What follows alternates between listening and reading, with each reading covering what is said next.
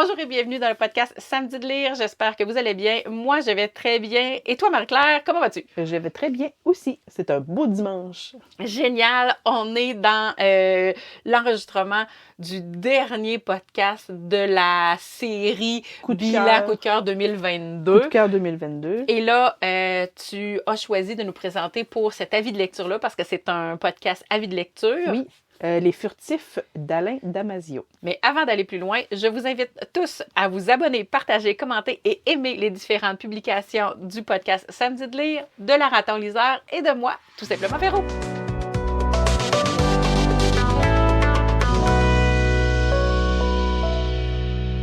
Marie-Claire, là, on est prête, là.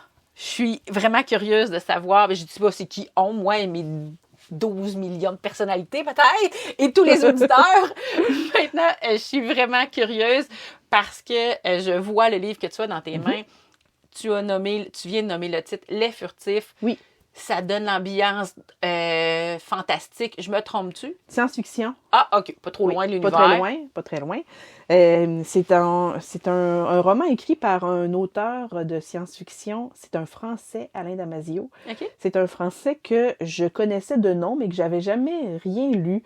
Mais à toutes les fois que je voyais passer quelque chose de lui, ça semblait bon. En fait, c'est pas moi qui l'ai acheté ce roman-là. Je l'ai reçu en cadeau. C'est mon chum qui me l'a donné. Pour ceux qui connaissent Alain Damasio, il voulait m'offrir La Horde du Contrevent, qui est un chef-d'œuvre. Puis, bon, dans le délai où il voulait me l'offrir, il n'était pas disponible. Fait qu'il a acheté Les Furtifs à la place qui venait de sortir. Entre-temps, je me suis acheté La Horde du Contrevent, fait que tout est correct. Tout est correct. Sauf que, bon, ce qu'il faut savoir, c'est que Alain Damasio, quand je l'ai découvert, au début, quand j'ai reçu ce livre-là, bon, ben, je me suis dit, OK, j'étais au neutre puisque je connaissais pas ni l'univers du livre, ni l'auteur, ni...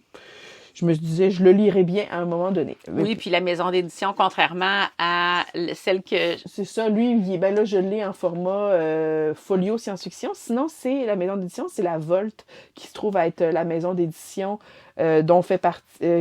ça appartient pas à 100% à Alain Damasio, mais je sais qu'il est dans cette maison d'édition-là. Lui et un ou deux autres personnages. Je veux pas trop me lancer là, dire des choses que je suis pas certaine, mais c'est leur maison d'édition qui a connu un grand succès grâce à La Horde du Contrevent. Donc, OK, je comprends. Okay. Mais c'était pas, c'est pas à travers, là, tu parles que c'est ton chum qui te le donne en cadeau, mais de t'acheter La Horde du Contrevent, c'était pas avec la même énergie je sais que la maison d'édition de Michel, c'est quoi? Monsieur Toussaint Louverture. Toussaint Louverture, où t'as l'élan du cœur de dire si eux produisent. Maintenant, je vais avoir le même élan envers la Volte, par contre. OK, parce que, OK. Oui, parce que je m'en suis acheté deux autres aussi, là, La Force du Rézac. Il y a Rézac dans le titre, là. Il est dans ma chambre, je sais pas trop, là. En tout cas, juste parce que c'était publié à la Volte. Tu vois, quand les maisons d'édition publient des beaux ouvrages, ben, c'est suffisant pour qu'on leur fasse confiance. Absolument. Par la suite pour, des fois on se trompe, mais la plupart du temps, tu sais, si c'est des bons livres, ça vaut la peine. Ah oui, puis mais en même temps, c'est soit la maison d'édition, soit l'auteur. Oui, ça... exactement. On se tromompe pas trop. Là. Non, on espère pas se tromper. Là, juste une petite aparté. Là. Je comprends-tu qu'il y a d'autres livres dans ta maison? Oui. Il n'y en a pas juste dans l'immense bibliothèque. Non, il y en a dans ma chambre. Mais dis ça qu'avant, tout ce qui est dans ma bibliothèque de Pâle qui est là, c'est une bibliothèque circulaire, là, ceux qui ont déjà vu en story, peut-être vous la voyez dans votre tête, mais elle est pleine de livres de haut en bas, puis il y en a même sur le dessus. C'était dans ma chambre, par terre. Oh mon Dieu! Oui, c'est ça, tout le long du mur. On s'entend, c'est 5 étages, puis par étage, il doit rentrer, c'est sûr que ça dépend de la grosseur des livres, tout ça, là, mais il doit avoir une trentaine de livres qui peut rentrer certainement par étage. Oui, c'est un très grand nombre de livres qui étaient dans ma chambre, et puis que quand j'ai acheté cette bibliothèque, qui est malheureusement un peu en arrière de ma porte, fait que je peux pas ouvrir ma porte à 100% quand je veux rentrer dans la bibliothèque, mais j'ai pas de place pour la mettre ailleurs. Mais elle fait son travail, c'est-à-dire qu'elle garde mes livres en sécurité. En sécurité, puis ça libère un peu la chambre. Oui, mais il y en a mais encore. J'ai encore une étagère à 3 étages avec des petites roulettes. Là. Puis ça, c'était comme objectif, c'était supposé être ma palle qui soit là-dedans. Puis en réalité, c'est juste là, mes nouveaux... comme là, achats. Oui, c'est ça. J'ai fait des commandes dans le temps des fêtes, puis là, ça rentre à coup de deux, puis là, je les mets là en attendant. Bon, c'est pas grave. C'est pas grave, c'est juste un petit aparté pour dire que je pense que la route du contrevent est dans ma chambre aussi. On le voit pas, là, puis... Mais il n'est pas ici. Non, il n'est pas ici. Quand même. Alors là, on revient au furtif. On revient au furtif, qui est ma foi, les 3 livres que j'ai décidé de vous présenter en début d'année comme ça, c'était des coups de cœur, mais des coups de cœur intersidéraux, dans le sens où, moi, c'est des livres qui vont me laisser une impression pour la vie, que je ne pourrai jamais oublier, que je vais avoir envie de relire, et puis que je vais suggérer à tout le monde, parce que ce sont des ouvrages d'une très grande qualité. Et celui-ci, je vous le présente en dernier, mais c'est celui qui a la plus belle plume. Pour commencer, c'est écrit en français. Je sais pas, j'ai l'impression, ça c'est mon ressenti à moi, mais qui en perdrait vraiment beaucoup à la traduction. OK. C'est parce que cet auteur-là, c'est un poète. C'est un gars qui a le génie des mots. C'est pas... Alors, outre le fait que l'histoire en elle-même, elle est absolument extraordinaire, OK? Son talent d'écriture fait en sorte que ce livre-là, c'est un chef-d'œuvre. C'est sûrement la même chose avec La Horde du Contrevent que j'ai pas encore commencé. Pour commencer, je vous parle un petit peu, j'ai plein de choses à couvrir, là, mais je vous parle un petit peu de la thématique. Alors, qu'est-ce que c'est qu'un furtif? Alors, ils sont là, ils sont parmi nous, jamais où tu regardes, à circuler dans les angles morts de la vision humaine. Qu'est-ce que c'est? Est-ce que ce sont des êtres humains? C'est vivant, mais on les voit jamais. Okay. Ils sont là quelque part, sont dans les ombres, sont jamais là où on les regarde. Si on finit par être capable d'en regarder un bien comme il faut, il se transforme, il meurt, il se transforme en céramique, si on veut. Je me rappelle pas le terme exact qui est utilisé, mais il se transforme en céramique et il devient comme une sculpture. Fini, il bouge plus. Quand on voit cette sculpture, on peut remarquer, admettons, qu'il a...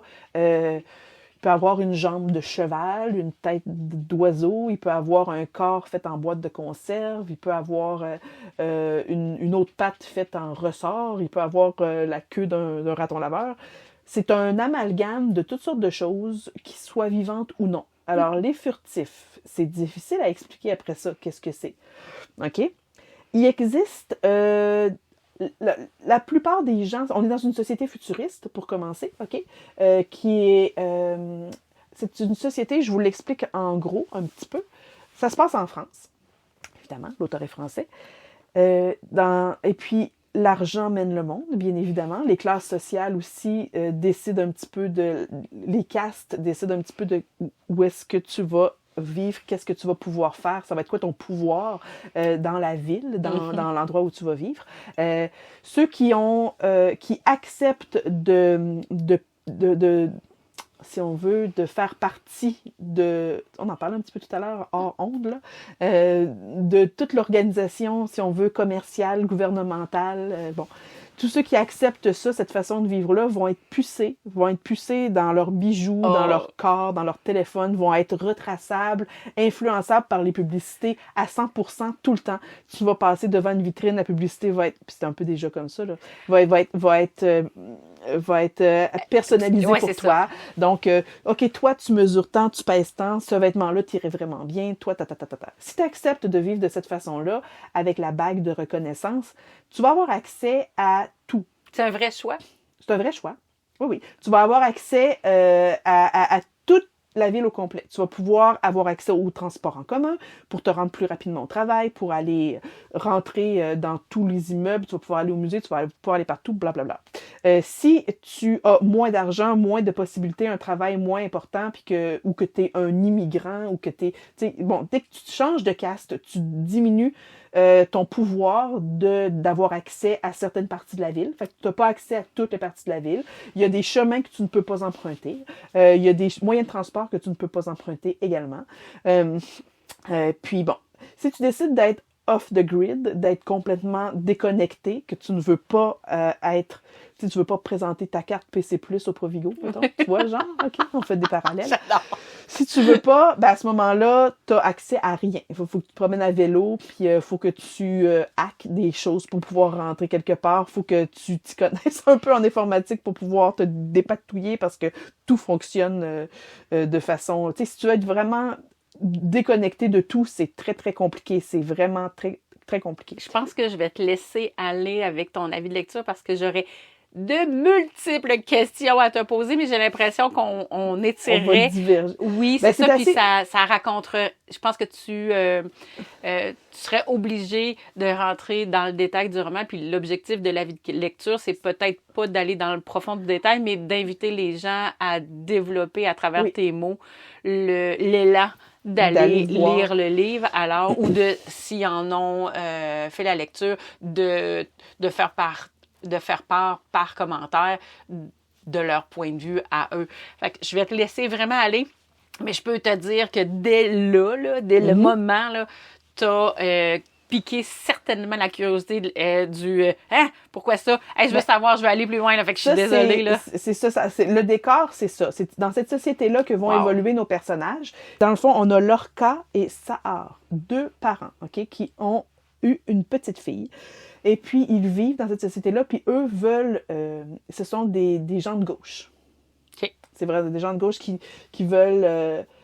Bon, parce qu'il faut comprendre que l'éducation aussi est biaisée, hein, évidemment. Donc, Sahar est un professeur, mais elle fait l'école publique gratuite et dans la rue pour parler de qu'est-ce que c'était avant notre monde, pourquoi c'est devenu...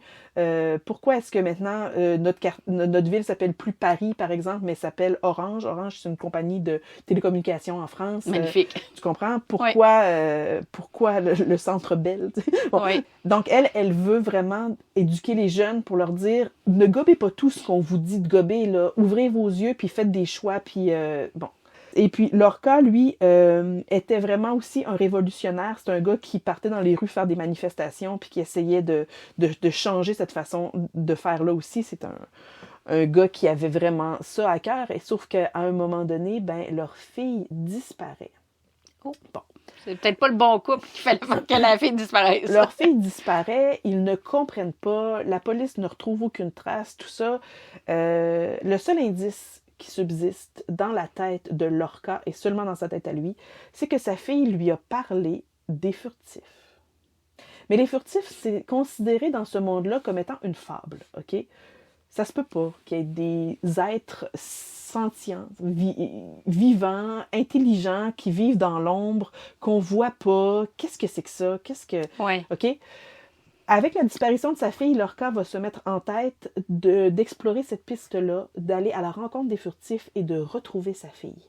Sahar, elle déconnecte complètement. Elle est en grande souffrance de la perte de sa fille, puis se dit, Lorca a perdu la tête, les furtifs, ça n'existe pas. Bonjour, bébé chien! Donc, on se sépare sur ça. Fais tes enquêtes de ton côté. Moi, je vais essayer de vivre mon deuil comme je peux parce que elle se disait, au bout de quelques années, notre fille, si elle a disparu 2 ans, je crois, si notre fille a disparu puis qu'on n'a pas de nouvelles, c'est qu'elle est morte. Oui, je comprends. Okay? Donc, moi, je peux pas vivre sur l'espoir, c'est trop douloureux.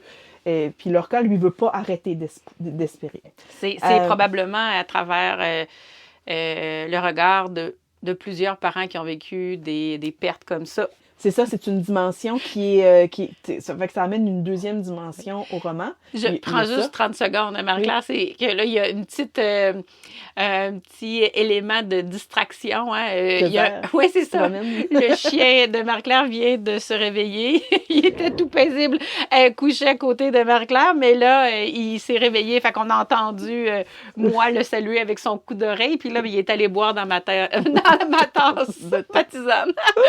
Bon, mais là, restons concentrés parce que honnêtement, tu n'en parles avec tellement de en tout cas, de la manière que tu le présentes, moi, je suis, comme, je bois tes paroles. Oui, absolument. Donc, quand le roman commence, on a Lorca qui est dans l'armée, OK? Puis, dans l'armée, il y a une division qui, eux, évidemment, ne font pas que croire, mais savent que les furtifs existent et leur division sert à traquer, chasser, exterminer les furtifs. Parce que c'est un ennemi duquel on ne connaît pas grand-chose, mais ça pourrait devenir une menace, puisqu'on n'en connaît pas grand-chose. Donc, exterminons-les. Oui, Fait c'est que ça. Lorca, lui, fait partie, dans le fond, il n'y a pas d'autres options. Lui, s'il veut pouvoir entrer en communication avec les furtifs, c'est de cette façon-là. Fait que dans son équipe, il va y avoir 3 autres personnes. Alors, il va y avoir une jeune fille qui a comme capacité, elle va utiliser beaucoup ses oreilles pour les entendre, pour essayer, parce qu'ils chantent, les furtifs. Ça sera pas bien Ok. long. Je vais prendre 30 secondes pour Oui. dire bonjour bébé chien. Et nous sommes de retour. De retour. Une petite pause imprévue parce que là, dans le fond, il s'est réveillé, mais il voulait aussi sortir voulait de la sortir de la bibliothèque. Fait que ça a dérangé peut-être un peu l'enregistrement. Je vais le savoir simplement lors du montage. Alors, désolé pour ce qu'il y aura de ce moment un peu de distraction. Mais là, comme je le disais, j'ai encore le goût, avec autant d'intérêt, d'en se connaître plus sur ce livre-là. Marie-Claire, je te cède de nouveau la parole. Alors, donc, on a Lorca qui fait partie maintenant d'une équipe de track. Ah oui, si c'est on ça veut. que tu disais juste Ok. avant. C'est ça, avec, il va y avoir une fille qui va utiliser l'ouïe puis les instruments de musique pour entrer en contact avec les furtifs, pour essayer de les comprendre, pour essayer de les localiser. Il va y avoir un autre personnage, lui, qui est très spécialisé dans la chasse, si on veut, c'est un tracker. Et puis, un autre encore qui est un peu ma boule, un peu crackpot, là, que lui aussi, là, je veux dire, c'est traquer, exterminer. Bon.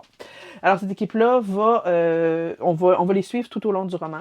Il va y avoir beaucoup d'évolutions pour commencer, on va apprendre qu'est-ce que c'est les furtifs. Moi, je vous en parle pas, là. C'est à vous, en lisant, d'apprendre qu'est-ce que c'est, de quoi On ils a ont un l'air, devoir, lire le livre. pourquoi ils sont comme ça, puis bon, qu'est-ce que ça apporte de savoir aussi qu'ils existent. Puis là, il va y avoir un débat de société plus tard dans le roman aussi.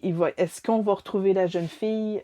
Oui, non, on le sait pas. Faut lire pour savoir. Est-ce que tu as l'impression que ça prend une disposition mentale particulière pour lire le J'ai livre? l'impression qu'il vient nous chercher d'une façon très, très habile, parce que moi, quand j'ai commencé, je savais pas du tout dans quoi je m'embarquais. Je suis une fille qui lit beaucoup de fantastique, un peu moins de science-fiction, puis là, je trouvais que j'ai vraiment trouvé mon compte. En fait, j'avais même pas envie de le catégoriser, ce roman-là. C'était juste les furtifs. C'était juste l'histoire de Lorca, de Sahar, de Tish, qui est la fille qui recherche, de Saskia, la jeune fille qui va utiliser ses oreilles, l'ouïe, les instruments de musique. Il y a une grande partie j'en parle d'elle parce qu'il y a une grande partie qui est liée au son. Okay. C'est génial. C'est un livre qui est organique. C'est un livre qui est qu'on peut entendre, qu'on peut goûter, qu'on peut voir, C'est un livre qui est vraiment très tridimensionnel, là. Parce que l'écriture d'Alain Damasio nous permet ça. Puis là, si je peux, je te montre ici la page pour les auditeurs. Alors, au début du roman, on va avoir le nom des personnages, puis à côté, il va y avoir un symbole. Ouais. Puis ce symbole-là va nous indiquer tout au long du roman, quand on va voir, admettons, 2 petits points au début de la phrase, on va savoir que c'est Lorca qui parle. Puis dans son texte, dans sa phrase, dans son discours, on va retrouver ces petits points-là, un petit peu pour nous rappeler que c'est lui qui parle. Si c'est Sahar qui parle, il va y avoir comme des petites parenthèses, des petites gouttes. Le symbole va changer. Donc, c'est ce qui rend pas la narration, mais la lecture, en fait, très, très fluide, parce que il y aura pas d'arrêt pour dire, par exemple... Telle personne. tu sais, Saskia dit telle affaire. Non, ça, on va sauter ça. Pas besoin de dire que c'est Saskia qui parle. Pas besoin d'introduire que c'est un personnage qui est en train de parler, puisqu'on va se référer au symbole. Il y a juste les premiers temps que au début, l'adaptation, au début, on garde notre doigt ici, puis on revient pour voir, pour être sûr, là. Sauf que 1, 2, 3, 4, 5, 6. Il y a 6 personnages, puis c'est moins pire que dans La Horde du Contrevent, où je pense qu'il y en a plus qu'une vingtaine. Ah, puis, dans le fond, ce que je comprends, c'est que c'est l'auteur, c'est ça, le modèle de l'auteur. Exactement. Pour commencer, on sent que l'auteur fait confiance à l'intelligence de son lecteur. Ça, j'aime ça, direct en partant. Puis ça rend la lecture vraiment, vraiment intéressante. Ensuite de ça, chacun de ces personnages va avoir son dialecte, sa façon à lui de parler, son accent, si on veut. C'est pour ça que je te dis que c'est musical aussi comme lecture, parce que je te dirais même qu'à un moment donné, là, je me suis pris au jeu. J'étais vraiment tellement embarquée dans l'histoire, puis dans le texte, dans la beauté du texte, que je me suis mis à le narrer à voix haute. Wow! Puis ça m'était jamais arrivé, sauf quand je fais la lecture aux enfants. C'est ça, oui. Là, j'étais dans mon lit. J'étais en train de lire un passage qui se passe dans une un gros réservoir d'eau où le son rebondit, si on veut. Puis on a Saskia qui essaye de rentrer en contact avec un furtif à l'aide d'un olifant, fait qu'un instrument de musique. Puis là, elle chante en même temps. on le sent, on entend, en tout cas, en lisant, on entend tout ça, on est vraiment là-dedans. Puis là, on nous indique là, que ça fait référence à une certaine chanson que je suis allée télécharger, que j'ai mis en même temps. J'ai écouté la chanson en même temps, puis là, elle parle, puis là, il y a un rythme, puis là, c'est presque du slang, à un moment donné, la façon dont il écrit, là. C'est de la poésie de rue, c'est vraiment hot. J'adore sa façon d'écrire, puis donc, je le lisais à haute voix pour être capable d'être encore plus dans le rythme, là, puis d'être encore plus investi dans l'histoire. C'est absolument extraordinaire. Donc, c'est un 900, bougez pas que je vous dise ça, c'est un 927, 28, 29 pages qui se lit tout seul, qui est... c'est une incroyable aventure que de lire ce livre d'Alain Damasio. Je suis tellement contente d'avoir découvert cet auteur-là cette année. Je suis vraiment contente de savoir que ce gars-là, il existe puis qu'il écrit. Ben, je vais juste prendre 30 secondes, pas 30 secondes, quelques secondes pour préciser que cette année est en 2022. Ah, 2022. C'est ça. Puis de poursuivre en 2023 avec La Horde du Contrevent. Puis après ça, je vais lire C'est La Zone du Dehors. Puis je pense que c'est son premier roman. Ah, c'est intéressant. Dans le fond, ce que je comprends, c'est que Les Furtifs, c'est pas son premier. Mais c'est... Ça, c'est Folio SF qui a décidé de faire ce genre de couverture-là. Qui rappelle un peu le lignage des romans que tu nous as présentés. Le dernier que tu nous as présenté, là, la maison dans laquelle, là, avec la couverture où il était un peu hypnotique. Là, on voit encore le tracé, mais c'est absolument pas la même maison d'édition puis tout ça. Là. Non, mais ça fait quand même très joli. Donc, allez vous chercher un Alain Damasio ou allez chercher, tu sais, si La Horde du Contrevent vous fait peur, Les Furtifs. Moi, en fait, ce qui est venu me chercher quand je me suis dit, ouais, ça me tente de lire, c'est parce que ça parlait de la disparition d'une fillette. Fait que je me suis dit, il y a une enquête. Puis c'est vrai qu'il y a une enquête, là. Oui. Que tout est là, je veux dire. Il y a le texte qui est écrit d'une façon absolument sublime. Il y a les personnages qui sont très intéressants, super bien développés. Il y a une psychologie du personnage tellement émouvante pour tous les personnages. Même les personnages qu'on croit secondaires et inimportants vont avoir, vers la fin du roman, toute leur raison d'avoir été nommée puis d'avoir été inventée. Puis après ça, il y a le sujet, la disparition d'une enfant, qui aussi, qui a amené à la séparation de deux êtres qui s'aimaient. Puis il y a le modèle de société qui est pas si loin et pas si éloigné de ce vers quoi on pourrait s'en aller en tant que société. Puis il y a les furtifs qui sont au cœur de cette histoire, et puis un roman tout à fait exceptionnel, émouvant, et puis voilà, qui va rester dans mon cœur et dans ma bibliothèque pour tout le reste de ma vie. Oui, juste avant de m'en aller vers la conclusion, parce que j'ai l'impression que c'est là qu'on est, je prendrai le temps de te dire que tu as absolument réussi. Avant l'enregistrement, tu as nommé ta crainte de ne pas être capable de rendre justice au livre. Et honnêtement, là, l'enregistrement tirait à sa fin, là. Moi, pendant que tu parlais, j'étais comme « Oh, wow! Je vais-tu aller l'acheter? Vas-tu l'écouter? Qu'est-ce que je vais faire? » Mais j'étais là avec toi. Alors, je suis une lectrice parmi tant d'autres. J'ai l'impression que ton objectif est atteint et que tu n'as absolument pas à douter d'avoir rendu justice à ce livre-là. Tant mieux. J'espère vraiment que ça va vous donner le goût d'aller le lire. Et puis, je vous inviterai à aller l'écouter en audio, mais il est malheureusement pas encore enregistré. Je ne sais pas s'il va l'être un jour, mais je vais être à l'affût. Si jamais il l'est, je vous en ferai part sur ma page Instagram, parce que je vais l'écouter, c'est sûr, s'il sort en audio un jour. Marie-Claire, à moins que tu aies quelque chose à ajouter. Non, moi, j'ai fait le tour. Alors, ça termine la série du bilan coup de cœur 2022 de la Raton Liseur. On se revoit très certainement pour une autre série de notre saison 3. Oui, parce que là, je suis en train de faire des lectures présentement qui vont vraiment valoir le coup. Donc, au printemps prochain, donc on est rendu quoi, le fin février, début mars, là? Non, je vous réserve aussi des beaux avis lecture. Qui s'en viendront plus tard. Pour l'instant, déguster ceux qu'on vient de déposer et les plus lointains. Mais avant de se revoir dans un prochain partage, dans un prochain podcast littéraire sur un avis de lecture ou autre, serions-nous complètement folles et on pourrait se permettre de faire sur une autre thématique? on va voir ce que l'avenir nous réserve. Mais pour l'heure, je vous souhaite à tous de passer de magnifiques moments en compagnie des mots, de nous suivre, de vous abonner, partager, commenter et aimer les différentes publications du podcast Samedi de lire de toi, Marie-Claire, seulement sur Instagram, la raton liseur. Et moi, sur différentes plateformes que vous pouvez aller voir dans mon Linktree, tout simplement Véro. Au plaisir de vous revoir ici ou ailleurs. Bonne journée. Au revoir. Bye bye.